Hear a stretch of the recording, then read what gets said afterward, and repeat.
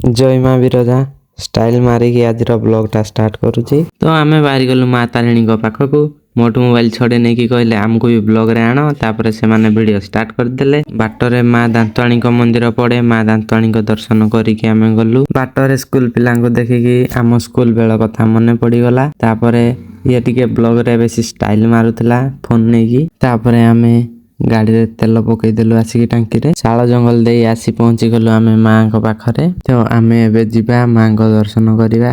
Bike रखिदेवा stand रे चलतु जीवा माँ को दर्शन करिया। तो मु जुआडे गले आगे मोर सिनेमैटिक वीडियो करी तापर आउ जा किछि।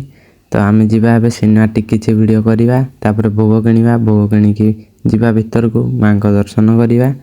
तो फोन को स्टैंड रे रखी देगी आमे एबे भीतर को जीवा। तो चलतु जीवा। तो माँ को दर्शन करी बहुत खुशी लागिला। तापरे आमे बाहरी गलु भोक भी जोरे होतला। गोटे होटल को आसिके आमे खाईदेलु सादा मिल। तो मेन्यू रे थिला 7-8टा आइटम। तो आमे खाई दोछु तापरे बाहरिया गुंडीचा खाई को। तो आमे आसी गुंडीचा खाई रे पहुंची गलु। एबे किछि सिनेमैटिक रील्स करिबा।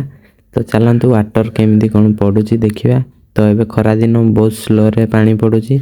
तो किछि सिनेमैटिक वीडियो करिनेबा। तो आज मिनी ब्लॉग हमर एटी शेष होउची। ब्लॉग जदि भल लागि तो लाइक कमेंट शेयर करिवे। देखा नेक्स्ट वीडियो रे।